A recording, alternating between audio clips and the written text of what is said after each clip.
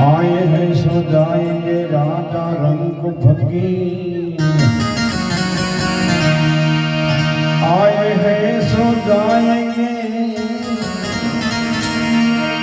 अरे राजा रंग फकीर, कहीं सिंहासन चढ़ गए कहीं बांध गए जंजीर। तो घड़ी पल की खबर नहीं करे कल की बात, घड़ी पल की खबर नहीं करे कल की बात। आजीव माथे जमड़ा फरे जिम तेतर माथे बाज। घड़ी पल की खबर नहीं और करे कल की बात, जीव माथे जमड़ा फरे जेम तेतर माथे बाज। કાલ સવારે શું થવાનું છે સાહેબ આપણને ખબર નથી।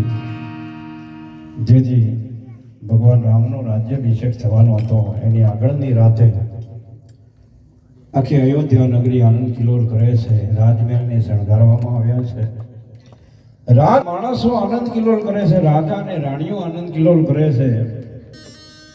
બધાના મનમાં એક આનંદ છે કે આવતીકાલનો હવારનો હુરજ નારાયણ ઉગશે અને આપણો રામ ગાદીએ બેસશે।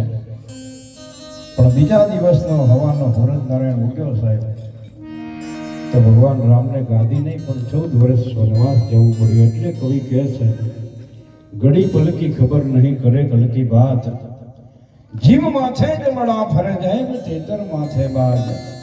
જેમ એક તેતર નામનું પક્ષી હોય અને એના ઉપર 24 કલાક એનો કાળ એટલે કે બાજ ચક્કર ચક્કર ફરતો હોય ને બાજ મનમાં વિચાર કરતો હોય કે તેતર ક્યારે માણસ જડબામાં આવી જાય અને એનો શિકાર કરી લો। એમ આપણા બધાના માથે કાળનું ચક્ર સાહેબ ફરી રહ્યું છે અને એ કાળના જડબામાં આપણે ક્યારે આવી જઈશું ને એનું કાંઈ નક્કી નથી। કારણ કે એક ઓલો એક ઝાડ માથે બેઠો બેઠો આનંદ કિલોલ કરતો હતો અને ત્યાંથી યમરાજા નીકળ્યા। યમરાજા નીકળ્યા એટલે ઓલાને આનંદ કિલોલ કરતો ભાડીને યમરાજા ત્યાં ઊભા થઈ ગયા અને આનંદ કિલોલ કરતા કરતા ઓલાની નજર યમરાજા માથે પડી તો યમરાજા ઊભા ઊભા દાંત કાઢે છે અને દાંત કાઢતા કાઢતા યમરાજા ત્યાંથી વયા ગયા। યમરાજા વયા ગયા પછી ઓલાને ચિંતા બેઠી,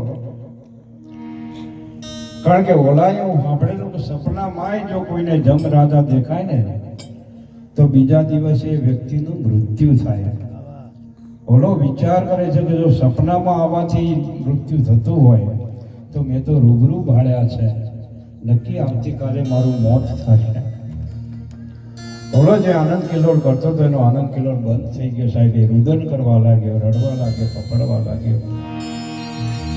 એમાં થોડી વાર થઈ એટલે ત્યાં એના મિત્ર ગરુડજી આવે ને ગરુડજી ઓલાને ચિંતામાં બેહેલો ભાળ્યો એટલે ઓલાને પ્રશ્ન કરે કે હે ઓલા શેની ચિંતા છે, શું કામ ફફડે છે, શું કામ રડે છે?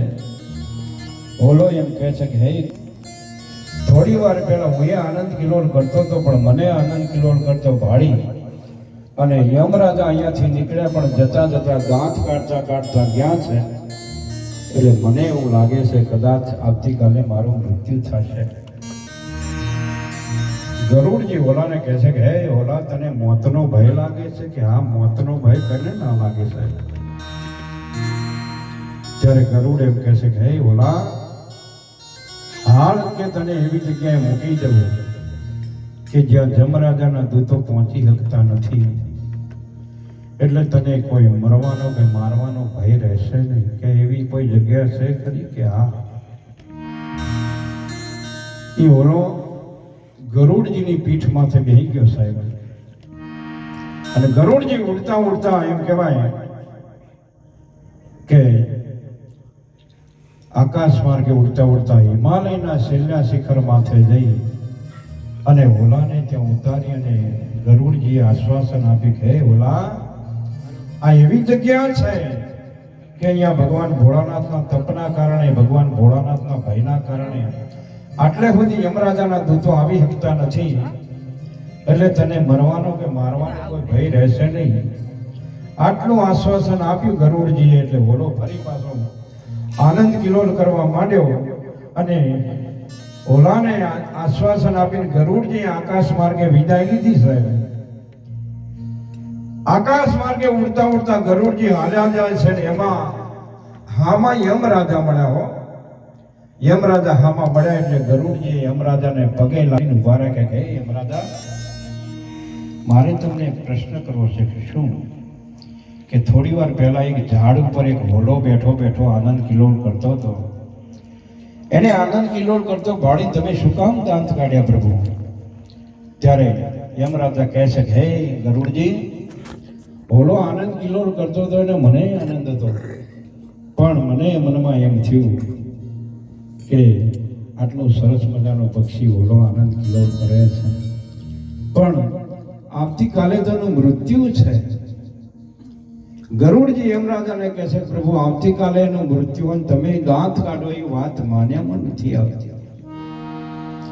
ત્યારે યમરાજાએ ચોખવટ કરી કે હે ગરુડ, ઓલાનું મૃત્યુ આવતીકાલે નક્કી છે, પણ ઓલાનું મૃત્યુ એવી જગ્યાએ લખાયેલું છે કે ઓલો 100 મહિના સુધી ઉડે ને 100 મહિના સુધી તોય એની મોતની જગ્યાએ પહોંચી શકે એમ છે નહીં, અને આવતીકાલે તો ઓલાનું મૃત્યુ છે, પણ હજુ ઓલો ઝાડ ઉપર બેઠો છે. યમરાજા કહે છે મને એટલા માટે દાંત આવ્યા કે કદાચ આવતીકાલે ઓલો એની નિમિત્તની જગ્યાએ એને મોતની જગ્યાએ પહોંચી નહીં શકે ને, તો કદાચ આવતીકાલે વિધાતાના લેખ ખોટા પડશે. ત્યારે ગરુડે પૂછ્યું કે હે પ્રભુ, હે યમરાજા, એવી કઈ જગ્યા છે કે આવતીકાલે ઓલાનું મૃત્યુ લખાયેલું છે ને ઓલો 100 મહિના સુધી ઉડે તો એ પહોંચી શકે એમ છે નહીં? ત્યારે યમરાજાએ ચોખવટ કરી કે હે ગરુડ, આવતીકાલે હિમાલયના છેલ્લા શિખર ઉપર ઓલાનું મૃત્યુ લખાયેલું છે. ગરુડજી કે પ્રભુ, ત્યાં તો હું મૂકીને આવ્યો. ગરુડજી કે ત્યાં તો હું મૂકીને આવ્યો. પછી યમરાજાએ કીધું કે હે ગરુડ, કદાચ તમે ના મળ્યા હોત ને તો ઓલો બચી જાત. કહેવાનો સુર કે નિમિત્ત અને સમય માણસને એની જગ્યાએ સાહેબ ગમે તે રીતે ખેંચી જાય છે. એટલે કવિ કહે છે કે ઘડી પલકી ખબર નહીં કરે કલકી બાત, જીવ માથે જમણા ફરે જેમ ચેતર માથે બાજ, કાલ સવારે શું થવાનું છે એ આપણને ખબર નથી.